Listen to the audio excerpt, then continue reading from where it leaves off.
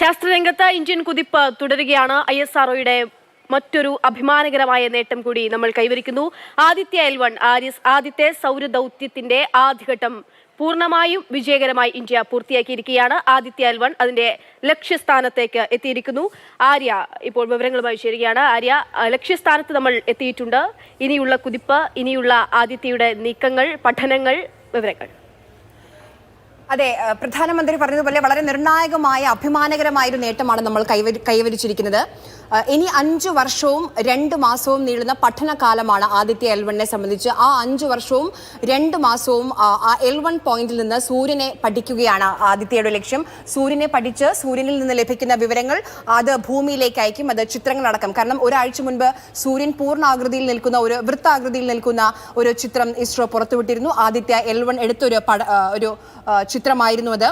എന്തായാലും 127 ദിവസം നീണ്ടു നിന്ന ഒരു യാത്രയായിരുന്നു. അതാണിപ്പോൾ ലക്ഷ്യസ്ഥാനത്തേക്ക് എത്തിയിരിക്കുന്നത്.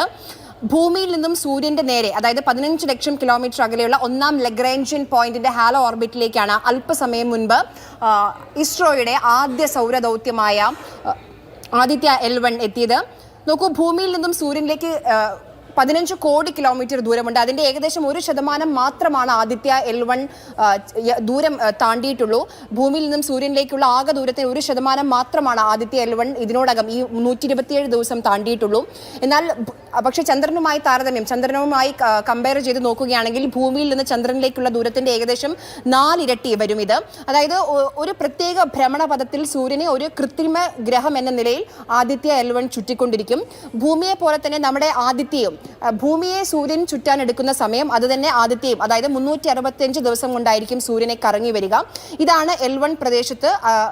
എന്തുകൊണ്ട് L1 എന്ന് ചോദിച്ചാൽ അതുകൊണ്ടാണ് 365 ദിവസവും ഭൂമി എങ്ങനെയാണോ സൂര്യനെ കറങ്ങുന്നത് അതുപോലെ തന്നെ ആദിത്യ L1ഉം സൂര്യനെ കറങ്ങി അവിടെ നിന്നുള്ള വിവരങ്ങൾ ശേഖരിച്ച് ഭൂമിയിലേക്ക് അയക്കും. ഈ L1 പോയിന്റിൽ സൂര്യന്റെയും ഭൂമിയുടെയും ഗ്രാവിറ്റേഷണൽ പുൾ സമാസമമായതുകൊണ്ട് ഒരു ഘട്ടത്തിലും ഭൂമിയിലേക്കോ അല്ലെങ്കിൽ സൂര്യനിലേക്കോ നമ്മുടെ സൗരദൗത്യമായ L1 ആകർഷിക്കപ്പെടുകയില്ല, അല്ലെങ്കിൽ ആ L1 പോയിന്റിൽ നിന്ന് അകന്നു പോവുകയുമില്ല.